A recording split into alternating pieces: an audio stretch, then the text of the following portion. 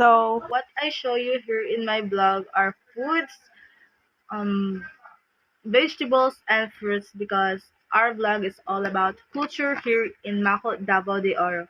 So, I choose this content because food is culture.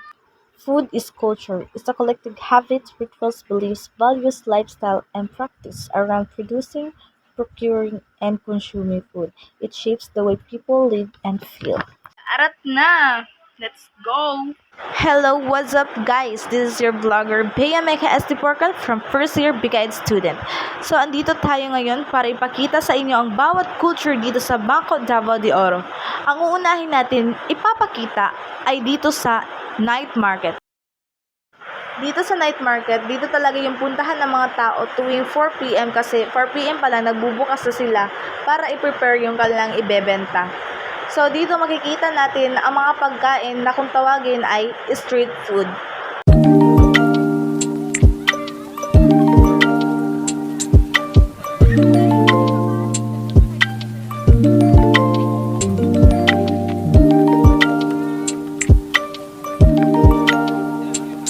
So ayan, bumili ako ng isaw at saka juice kasi medyo gutom na rin.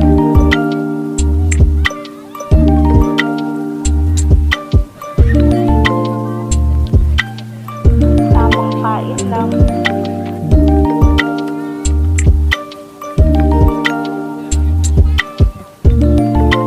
So, ang next na pinuntahan namin naman ay dito sa Burns. Ang Burns ay isa sa pinakasikat na halo-haluan dito sa Mako, Davao de Oro.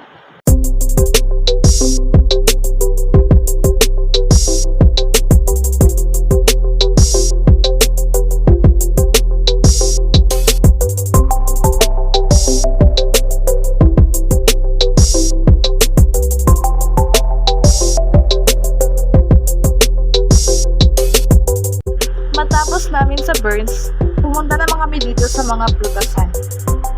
Makikita dito ang lansunes, durian, at saka iba pa.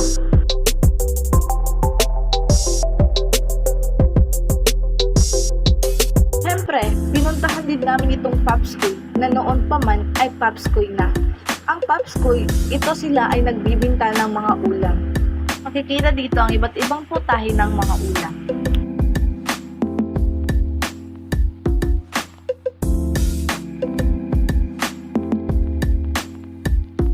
Next is 7-Eleven. Siyempre, isasali natin to.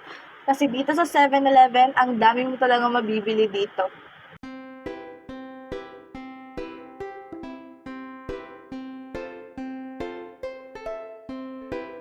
Ito, makikita dito na ang dami-dami talaga pwedeng bilhin dito. Mga drinks, o kahit ano pa.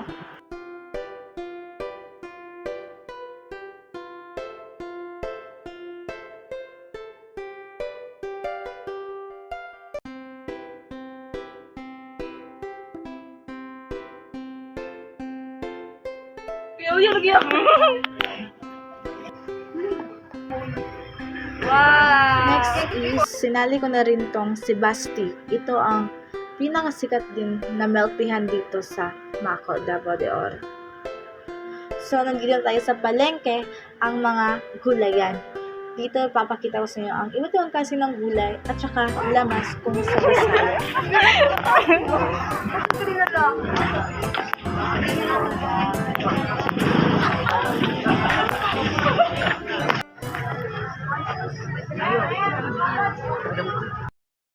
Next ay dito.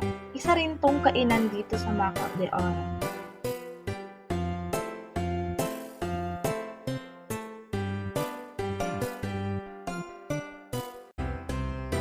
Bata pa lang ako, nandito na ito talaga. Marami ding mga manok, fried chicken dito na binibenta nila or barbecue. So, dito na po nagtatapos ang aking vlog about culture or food culture. Thank you for watching.